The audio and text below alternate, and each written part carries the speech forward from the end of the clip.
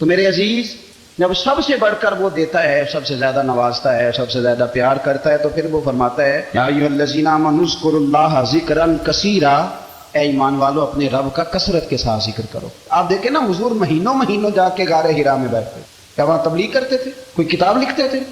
رسول کریم علیہ السلام مہینہ مہینہ رہتے غار حرا میں، کوئی نہ مجھے دیکھے، کوئی نہ مجھے ملے، حضور یہاں کیا ہے؟ فرمایا میں اپنے رب کی عبادت کروں گا۔ نبی کریم علیہ السلام نے سجدوں کے ساتھ پتھروں اور پہاڑوں کو آباد کر دیا، سجدوں کے ساتھ۔ آپ کا سجدہ آپ کو بہت ساری چیزوں سے چھڑا لیتا ہے، یہ بہت ساری جگہوں سے جھکنے سے بچا لیتا ہے۔ صوفیاء اولیاء یہ کیا کرتے تھے؟ یہ سجدے کا ذوق ہی تو پیدا کرتے تھے۔ سجدے کا ذوق شاہ عبدالعزیز دباغ رحمۃ اللہ تعالیٰ علیہ اپنے مریدوں سے فرمایا کرتے تھے کہ اگر تم پکے نمازی بن جاؤ نا، تہجد گزار ہو جاؤ، تو میرے پاس آنا جانا چھوڑ دینا۔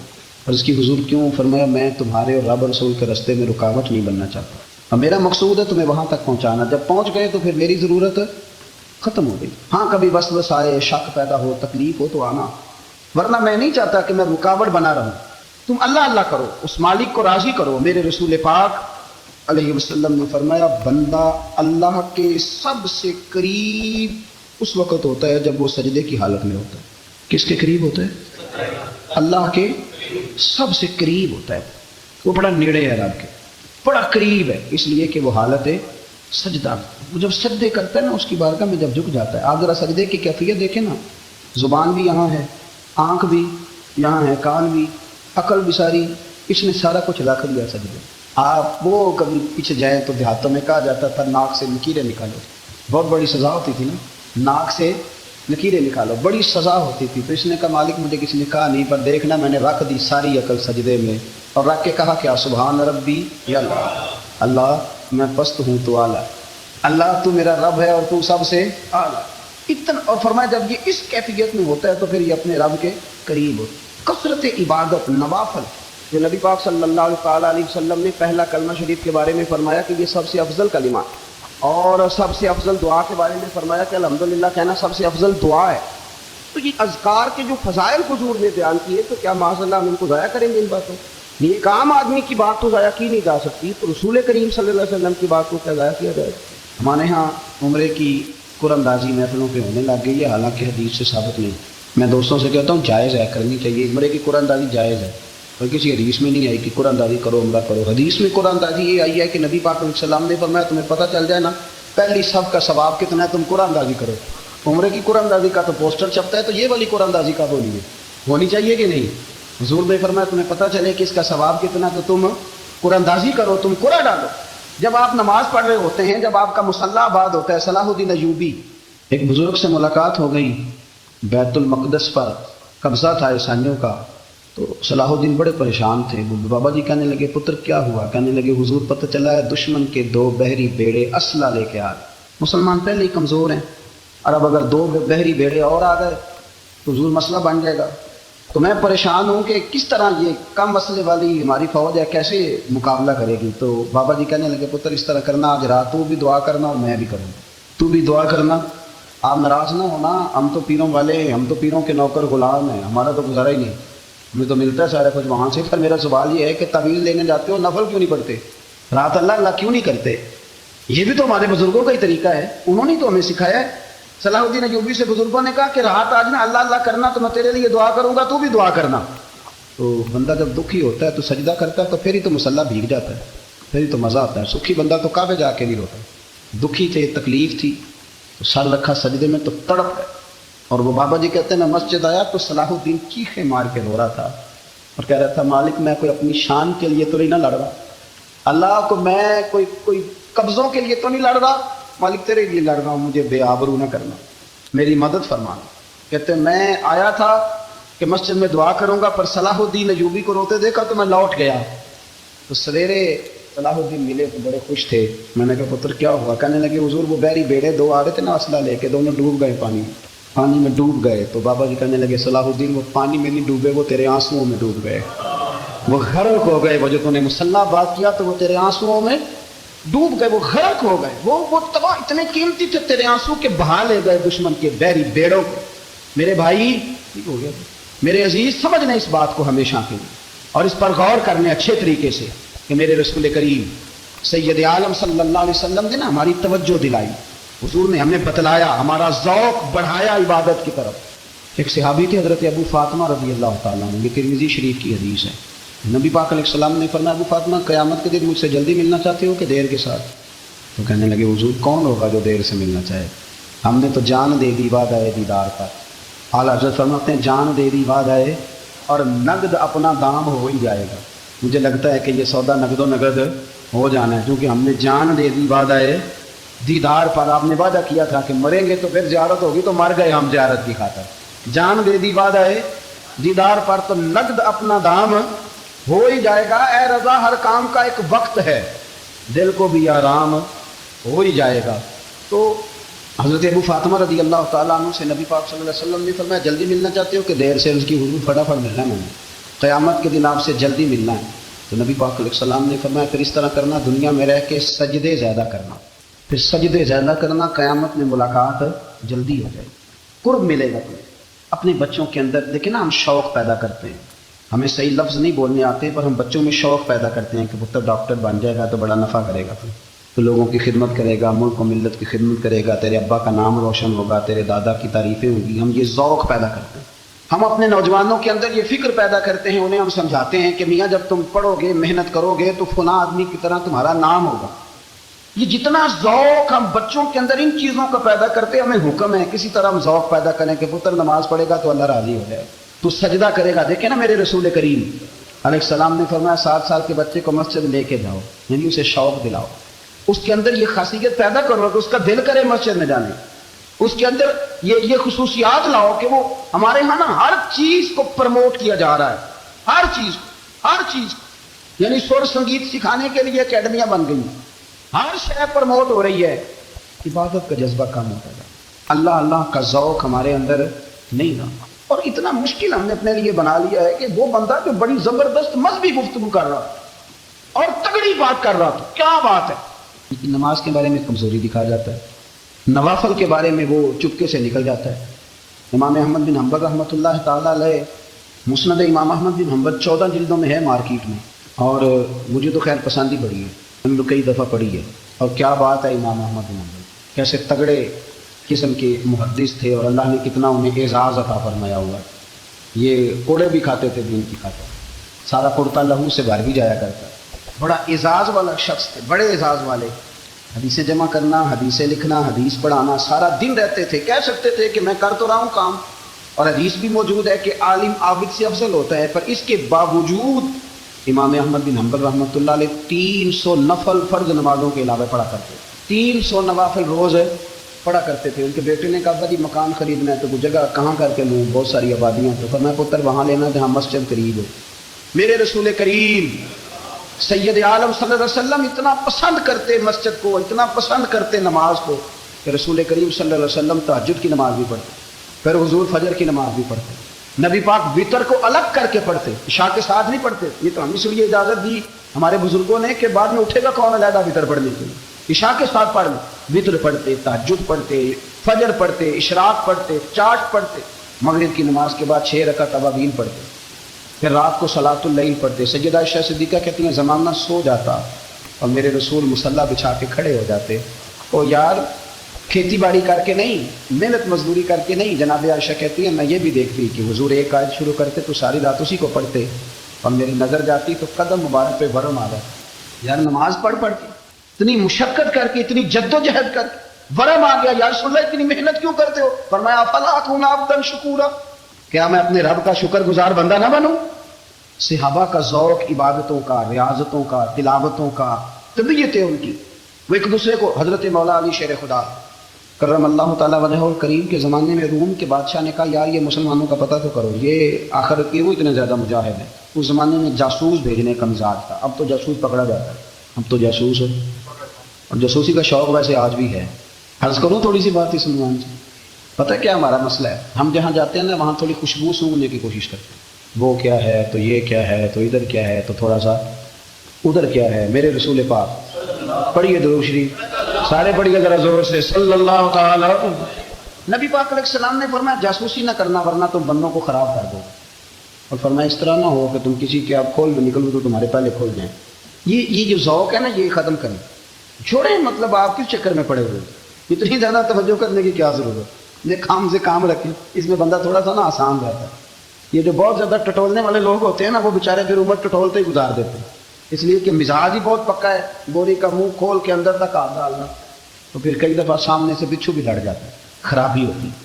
تو جاسوسی کی جاتی تھی، اس نے بھی جاسوس بھیجے، کیونکہ قبیلوں کے لوگ تھے، کچھ مسلم کچھ کافر، پہچانے نہیں جاتے تھے لوگ، تو کچھ لوگ اس نے بھیجے، انہوں نے آ کے نا تحقیق کی، ریسرچ کری کہ آخر ماجرا کیا ہے۔ تو واپس جا کے انہوں نے رپورٹ دی نا روم کے بادشاہ کو۔ اس رپورٹ کا ایک جملہ بڑا شاندار ہے، وہ کہنے لگا بادشاہ ہمیں مسلمانوں کی کوئی سمجھ نہیں آئی، ہمیں کوئی سمجھ نہیں آئی۔ انہوں نے کہا کیوں نہیں سمجھ آئی؟ کہنے لگے یار عجیب بندے ہیں، جب رات مصلے پہ بیٹھتے ہیں تو یوں لگتا ہے ان کا دنیا سے رشتہ ہی کوئی نہیں، کوئی کسی کو نہیں جانتا، کوئی اپنے دکھ سنا کے رو رہا ہے، اور اپنی بات کر کے رو رہا ہے، لگتا ہے کہ ان کا کوئی رشتہ ہے ہی نہیں جب مصلے پہ بیٹھتے ہیں۔ اور فرمایا جب سویرے یہ جہاد کرنے نکلتے ہیں تو لگتا ہے ان سے زیادہ دلیر ہی کوئی نہیں۔ حالانکہ جو مسلوں پہ رونے دھونے کے لوگ ہوتے ہیں وہ کئی دفعہ جہاد میں کام نہیں کرتے، لیکن عجیب لوگ ہیں کہ رات کے راہب ہیں، دن کے مجاہد ہیں، کوئی سمجھ نہیں آتا۔ میرے عزیز، ان لوگوں نے مسلح آباد کر کے رکھا، تلاوتیں ان کا ذوق رہی، منظر روز پڑھنا، اسباق پڑھنا، وظائف پڑھنا، یہ ان کا ذوق رہا۔ اعلیٰ حضرت بریلوی رحمت اللہ نے ایک 1000 کتاب لکھی ہے، لیکن الوظیفۃ الکریمہ کے نام سے جو وہ صبح و شام وظائف پڑھتے تھے وہ الگ انہوں نے ان کو بیان کیا، پابندی کے ساتھ اپنی اللہ اللہ کرتے۔ شیخ شہاب الدین سہروردی رحمۃ اللہ علیہ، اس پر ایک بندے نے اعتراض کیا، اس نے کہا جی آپ کس قسم کے صوفی ہیں، مرید بیٹھے ہیں اور آپ وہاں نفل پڑھ رہے ہیں؟ یہ بڑا مسئلہ ہوتا ہے نا، جو بندہ ملنے آتا ہے وہ اپنے ٹائم کے حساب سے آتا ہے، اور اس کا یہ بھی خیال ہوتا ہے کہ پیر صاحب جو ہیں وہ چونکہ درویش ہیں تو نہ انہیں روٹی کھانی چاہیے نہ سونا چاہیے، چونکہ وہ درویش ہیں، اور ہم چونکہ درویشوں کے ماننے والے ہیں لہذا ہمارا یہ طریقہ ہونا چاہیے کہ جیسے ہم کہیں درویش ویسے ہی کر جائے۔ حالانکہ اس کو آپ درویش کہیں گے، آپ اس کی مانیں گے، آپ منوائیں گے نہیں، ہمارا مزاج ہوتا ہے۔ شیخ شہاب الدین پر لوگوں نے اعتراض کی، حضور لوگ ملنے آئے ہیں، زیارت کرنے آئے ہیں، یہ بندے دعا کرانے آئے ہیں، اللہ اللہ کرانے آئے، اور آپ نفل پڑھ رہے ہیں، کیا جملہ ہے، کیا حسن ہے، کیا خوبصورتی ہے۔ فرمانے لگے رب رسول سے مانگنے کے لیے مصلی بچھایا ہے، اگر وہاں سے مانگوں گا نہیں تو تمہیں دوں گا کیا؟ پہلے مجھے کچھ لے تو لینے دو، اگر میرے پلے کچھ ہے ہوگی تو آگے دوں گا نا، تو میں مانگنے گیا تھا کہ یا اللہ دے تیرے بندے لینے آئے، دے تو میں کچھ لوں گا تو آگے دوں گا نا۔ لیکن ہمارا یہ سٹیٹس، یہ مزاج، یہ شعور نہیں ہے۔ گپیں، کہانیاں، داستانیں، گفتگو، خطابت، باز، کیا بات، لیکن اگر کچھ کرنے کا کام ہو تو وہ نہیں ہم سے ہوتا۔ میرے نبی کریم علیہ الصلوۃ والسلام نے مصلی سے دل لگانے کا درس دیا، حضور نے توجہ دلائی، صحابہ اس ذوق کے حامل لوگ تھے، وہ کوشش کرتے تھے۔ جناب صدیق اکبر رضی اللہ تعالیٰ عنہ کا عبادت کا مزاج ہمیشہ قائم رہا۔ حضرت عمر فاروق ساری رات اللہ کے حضور کھڑے رہے۔ حضرت عثمان غنی رضی اللہ تعالیٰ عنہ عشاء کی نماز پڑھ کے 2 رکعتوں کی نیت باندھتے تھے، 15 سپارے پہلی رکعت میں پڑھ دیتے اور 15 سپارے قرآن مجید کے دوسری رکعت میں پڑھ دیتے۔ آپ نے نا حضرت عمر فاروق کے وصال کے بعد ان کی ایک بیوہ سے نکاح کیا، حضرت عثمان غنی نے نکاح کیا۔ وہ خاتون آپ کے نکاح میں آئیں تو عرض کرنے لگیں امیر المومنین میرے لیے یہ اعزاز تو بہت ہے کہ میں امیر المومنین کی بیوہ تھی تو امیر المومنین کی منکوحہ ہو گئی ہوں، لیکن حضور نہ تو میں جوان ہوں کہ میرے اندر رغبت ہوتی اور نہ میں اب اس قابل ہوں کہ کوئی خدمت کر سکوں، میرے ساتھ نکاح کی وجہ کیا بنی؟ عثمان غنی رو پڑے، فرمانے لگے میں نے عمر فاروق کو مسجد میں اپنے رب سے ڈرتے ہوئے دیکھا، میں نے اسے روتے ہوئے دیکھا، عدل کرتے دیکھا، انصاف کرتے دیکھا، امت کی خیر خواہی کرتے دیکھا۔ تمہارے ساتھ نکاح اس لیے کیا ہے کہ تم مجھے یہ بتاؤ کہ عمر فاروق گھر کے اندر اپنے رب کو کیسے راضی کرتے، گھر کے اندر کیسے راضی کرتے تھے، وہ طریقے بتلاؤ، تم بتاتی جانا اور میں بھی اسی طرح گھر میں عبادت کروں۔ میرے رسول کریم علیہ الصلوۃ والسلام نے ارشاد فرمایا، حضور فرمانے لگے جس گھر میں اللہ کا ذکر ہوتا ہے وہ گھر زندوں کا ہے، اور جس گھر میں رب کریم کا ذکر نہیں ہوتا وہ گھر زندوں کا نہیں۔ گھر نا ہم نا کتابوں میں پڑھتے ہیں کہ ایک بزرگ کہتے ہیں، حضرت فضیل بن ایاز کہتے ہیں کہ میں ایک گلی سے گزر رہا تھا تو گھر کے اندر کسی قاری صاحب نے قرآن کی آیت پڑھ دی، ولی من خاف مقام ربہ جنتان، میں تو میرے کانوں سے ٹکرائی تو اللہ نے میری کایا ہی پلٹ دی، میں توبہ کر دوں۔ اب گھر کے اندر سے آواز آئے تو صحیح نہ تلاوت کی، تو اندر سے آواز آتی ہے، ڈیک بجنے کی آواز آتی ہے، یا ٹی وی چلنے کی آواز آتی ہے، یا دھوم مچانے کی آواز آتی ہے۔ عبادت کا وہ جو خاص شوق تھا، وہ جو حسن تھا، وہ جو توانائی، وہ جو بات تھی۔ ایک جگہ پہ ہم بیٹھے تھے تو وہاں ایک صاحب آئے، انہوں نے آتے ہی کہا کہ مہربانی کریں ذرا مجھے مصلی دے دیں، میرے میں کچھ نفل رہ گئے۔ تو میں نے وضو کر لیا تو کوئی مصلی مل جائے، مصلی انہیں دے دیا گیا، وہ مصلی لے کے چلے گئے۔ تو پیچھے ایک صاحب نے تبصرہ کیا، کہنے کتنا ریاکار بندہ ہے، لوگوں کو دکھا رہا ہے کہ میں نفل پڑھتا ہوں۔ ہے کو بات کرنے والی. میں نے اسے کہا، میں نے کہا تو مہربانی کرنا اس طرح کی ریاکاری تو بھی کر، پکڑ مصلا اور جا تو بھی تھوڑی ریاکاری کر کے آ، اٹھ ذرا شکر کر. کو یہ ریاکار بھی ملا ہے، کوئی نفل پڑھ کے ریاکاری کر رہا ہے. اللہ کا میں کہتا ہوں کو پڑھے تو صحیح نہ یار، یہ کوئی دور ہے نفل پڑھنے کا، اس میں تو لوگوں کا مزاج ہی نہیں، طبیعت ہی نہیں. میں نے کہا چل مہربانی کر، یہ لے مصلا اور تو بھی جا تھوڑی سی کر یا ریاکاری کرو تو صحیح نا. مزاج ہی نہیں، ذوق. جمعے کی نماز پڑھ کے یوں دنیا بھاگتی ہے، او ہو پتہ نہیں کون سی پیچھے آگ تھی جو بجھائی جائے گی. اور آج تک لوگ مسئلہ پوچھ رہے ہیں کہ جمعے کی بعد والی سنتیں کتنی ہوتی ہیں. میں نے کہا کتنے سال ہو گئے جمعہ پڑھتے، کتنے سال ہو گئے، ابھی تک سنتوں کا نہیں پتا. ابھی تک نہیں علم کے پہلے کتنی رکھتے ہیں، بعد میں کتنی رکھتے ہیں. فجر کی سنتیں کب پڑھنی چاہیے، سنو فجر کی سنتوں کے بارے. میرے رسول کریم سید عالم صلی اللہ تعالیٰ علیہ وسلم سے ایک صحابی نے پوچھا تھا، حضور میری فجر کی سنتیں رہ گئیں یا رہ جاتی ہیں تو حکم کیا ہے. کیا انداز ہے حضور کا. بخاری مسلم کے لفظ سنو. حضور سید عالم صلی اللہ علیہ وسلم فرمانے لگے، اس نے کیا پوچھا تھا، حضور جواب کر دیتے، فرمایا فجر کی سنتیں کبھی نہ چھوڑنا، فجر کی پہلی 2 سنتیں کبھی نہ چھوڑنا. یا رسول اللہ صلی اللہ تعالیٰ علیہ وسلم میری رہ گئی ہیں، رہ جاتی ہیں. فرمایا فجر کی 2 سنتیں نہ چھوڑنا. فرمایا فجر کی پہلی 2 سنتیں مجھے دنیا اور دنیا کے اندر جو کچھ ہے وہ سب سے زیادہ پیاری ہے. فجر کی 2 سنتیں دنیا اور دنیا میں جو کچھ ہے مجھے وہ سب سے زیادہ پیاری ہے. حضرت عبداللہ ابن عمر رضی اللہ تعالیٰ عنہ بیمار ہو گئے، شدید علیم تھے، طبیعت مبارک میں کمزوری آ گئی، کچھ کھانے کو دل نہیں کرتا تھا. گھر والے بار بار کہتے کچھ کھا لیجئے کچھ کھا لیجئے، نہیں کھاتے تھے. بالآخر حضرت نافع آپ کے غلام تھے، ان سے کہنے لگے کہیں سے مچھلی مل جائے نا تھوڑی سی، میں کھاؤں گا. تو کہتے ہیں میں سارے مدینے میں ڈھونڈتا رہا، مچھلی نہ ملی. اگلے دن بھی ڈھونڈی تو نہ ملی، تیسرے دن بھی ڈھونڈی تو نہ ملی. تو فرمانے لگے یار بس چھوٹی سی خواہش ہے، کوئی فرض نہیں ملتی تو رہنے دے. کہتے ہیں چوتھے دن مچھلی مل گئی، میں 1.5 دینار کی مچھلی لا کے حضرت عبداللہ ابن عمر رضی اللہ تعالیٰ عنہ کے سامنے جو مچھلی رکھی تو آپ نے لقمہ روٹی کا توڑا تھا، مچھلی کو لگانے لگے کہ دروازے پہ فقیر نے آ کے آواز دی کچھ کھانے کو دو. حضرت عبداللہ ابن عمر نے روک لیا اور ہنسے.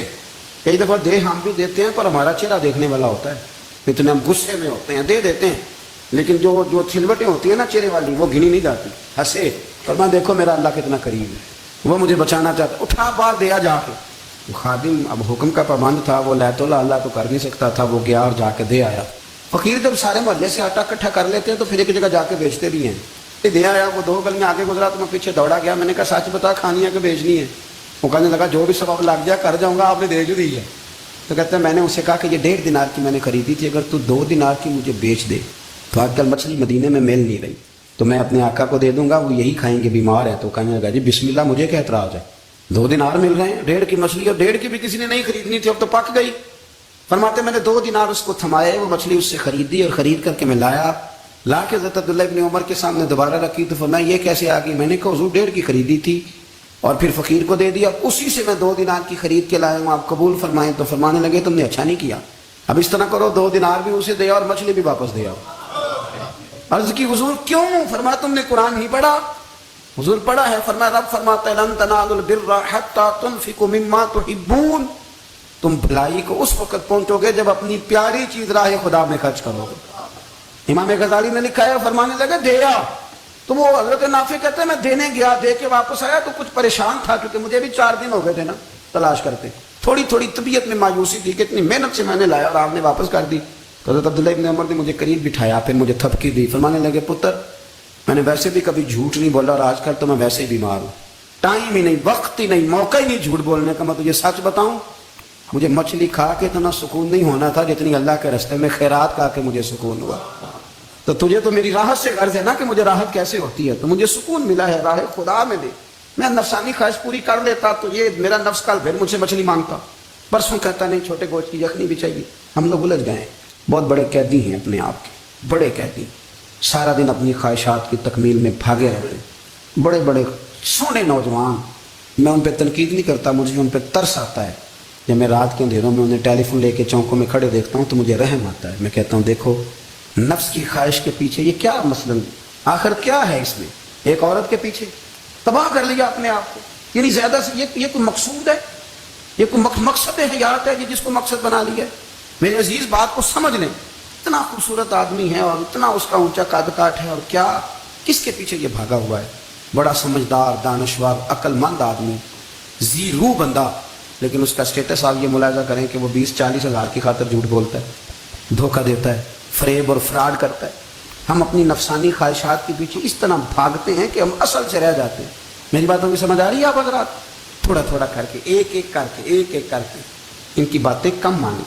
وہ ضروری تو نہیں نا کہ سویرے ناشتہ بازار سے اپنی مرضی کا تگڑا کیا ہے, بازار سے لا پوڑیاں چنے بہترین کھائے, اور پوڑیاں چنے ابھی کھائے نہیں, شاپر میں ڈالے ہوئے ہیں اور وہ لے کے ابھی آ رہا ہے, تو ساتھ ہی رستے سے گوشت بھی چھوٹا اچھا لگا تو 2 کلو وہ بھی لے آئے کہ پوڑیاں چنے کھاؤں گا اور دوپہر کے لیے گوشت پکاؤں گا. وہ پہلے یہ تو کھا لے صاحب, اس سے تو نجات پا لے. یہ پتہ نہیں ہضم ہوتا ہے کہ کچھ اور کرتا ہے تیرے ساتھ, لیکن وہ گوشت بھی ساتھ لے آیا. یعنی ٹیبل پہ, ناشتے کے ٹیبل پہ بیٹھ کے فیصلہ ہو رہا ہوتا ہے کہ ہم نے کیا کھانا ہے, ہم نے کدھر جانا ہے. سنگیو یاد رکھو, باتوں کو سمجھو اور غور کرو. یہ تھوڑا تھوڑا کر کے جب ہم چھٹکارا حاصل کرنے کی کوشش کریں گے نا, چھٹکارا حاصل کرنے کی, کئی جگہ سے کسی جگہ سے اگر آپ کو تنبیہ ہوتی ہے نا, تنبیہ, اس میں بھی بڑا مزہ آتا ہے. اس میں بڑا, ہمارے ایک بزرگ تھے تو ایک دن نا میں گیا تو کہنے لگے الحمدللہ آج میں بڑے سکون میں ہوں. میں نے کہا جی وہ کیا ہوا؟ کہنے لگے میں اپنے آپ کو بڑا پیر صاحب سمجھنے لگ گیا تھا. تو ایک وابڈا کے کسی آدمی سے کام تھا, تو میرے ایک دوست نے مجھے کہا کہ پیر صاحب اس کو ٹیلی فون کر دیں, سنا ہے آپ کا عقیدت مند ہے. میں نے اس بندے کو ٹیلی فون کیا تو کہتا پیر صاحب میں عزت آپ کی بڑی کرتا ہوں پر یہ کام نہیں ہو سکتا. کہتے جب اس نے مجھے کہا نا تو کچھ بھی نہیں, تو مجھے بڑا مزہ آیا, ورنہ میرا تو نفس پھول گیا تھا. میں تو سمجھتا تھا کہ جو میں کہتا ہوں ویسے ہی ہو جاتا ہے. کہتے اس نے تھوڑا سا نا مجھے لیول میں کیا ہے, مجھے مزہ آیا. یہ لوگ نا اپنے پر بوجھ ڈالتے تھے, یہ تھوڑا تھوڑا پیچھے ہٹتے تھے, یہ سمجھتے تھے کہ اس طرح تو ہماری تکمیل رہ جائے گی. صبح سے شام تک اگر اسی نفس کی باتیں مانتے جائیں گے تو خرابی کرے گا. دولت کا نشہ ہے بھائی, دولت کٹھی کرنے والا کسی جگہ سیر نہیں ہوتا. حسن کا نشہ ہے, حسن کا نشہ ہے. حضرت ابوبکر شبلی رحمۃ اللہ علیہ فرمایا کرتے تھے جو تیری بیٹی کو خوبصورت سمجھ کے اس کے ساتھ نکاح کرنا چاہے اسے بیٹی نہ دینا. حضرت جی کیوں؟ فرمایا حسن تو تھوڑے دن کے بعد ختم ہو جائے گا, پھر وہ اس کی قدر نہیں کرے گا, وہ تو کہیں اور منہ مارتا پھرے گا. حضرت ابوبکر شبلی رحمۃ اللہ تعالیٰ علیہ کی بیٹی خوبصورت تھی. ایک نوجوان کہنے لگا میرا نکاح کر دیں. آپ فرمانے لگے پتر تو 1 مہینے کے بعد آنا کر دوں گا. بڑی موٹی تازی خوبصورت صاحبزادی. تو حضرت نے اسے دوائی کھلائی, اسے پخانے لگ گئے. جو پخانہ کرتی ایک مٹکے میں سنبھال دیتے. تھوڑا وقت گزرا تو وہ ہڈیوں کا پنجر بن گئی. مہینے بھر میں دست اتنے آئے کہ کمزور ہو گئی. تو تب ابوبکر شبلی 1 مہینے کے بعد نوجوان کو بلایا, فرمایا ادھر آ تیرا نکاح کرو. بچی دکھائی تو وہ کمزور بستر پہ پڑی. فرمایا شادی کرنے لگا اس سے نہیں میں نے کری.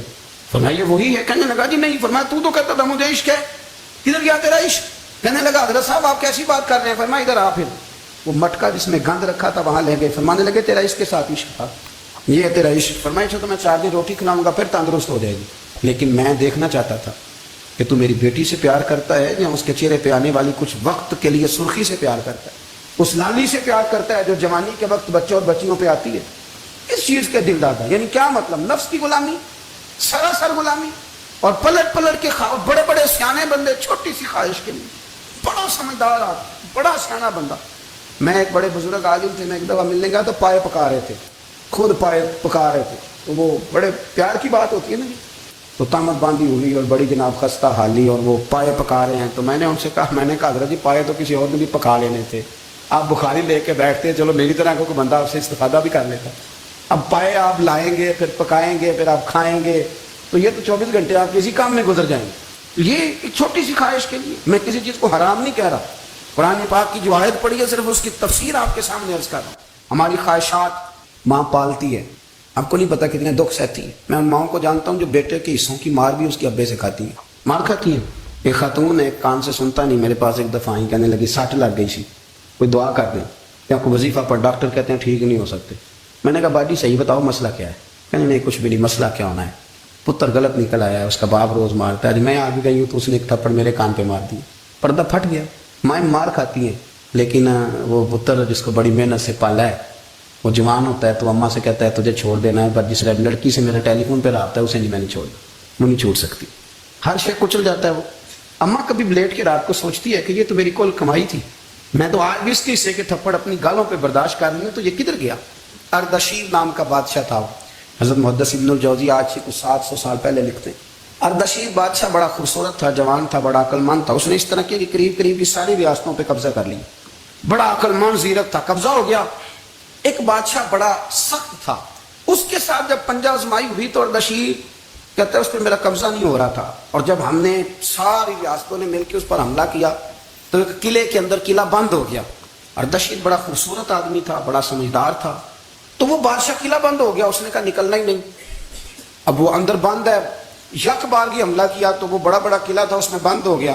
اس بادشاہ کی نا جس پر حملہ کیا اس کی بیٹی اچانک ایک دن قلعے کی دیوار پہ چڑھی تو اردشیر کے حسن و جمال کو دیکھا تو عاشق ہو گئی اور اپنے ہی باپ کے خلاف اسے کہنے لگی کہ اگر تو میرے ساتھ شادی کا وعدہ کرے نا تو میں تجھے رستہ بتاتی ہوں حملہ کرنے کا. اس نے کہا میرا وعدہ رہا تو رستہ بتا. اس نے رستہ بتایا اس لڑکی اور بادشاہ نے حملہ کیا تو اس کا باپ قتل کیا, اس علاقے پہ قبضہ کیا شادی کے وعدے پر. ہاں نفسانی خواہش بندے کو اندھا کر دیتی, نہیں سمجھ آتی اس کو میں کدھر جانا, اندھا کر دیتی. حملہ کیا اور جب اس لڑکی کو لے کے آیا نا اپنے محل میں تو پہلے دن شادی کی پہلی رات تھی تو بستر بچھایا کنیز نے تو وہ کبھی کروٹ ادھر بدلتی کبھی ادھر بدلتی تو بادشاہ کہنے لگا کیا ہے, کہنے لگی بستر میں کچھ ہے مجھے تکلیف دے رہی. اس نے چراغ جلائے اور جب بستر اٹھایا تو ایک اتنا سا دھاگا نکلا.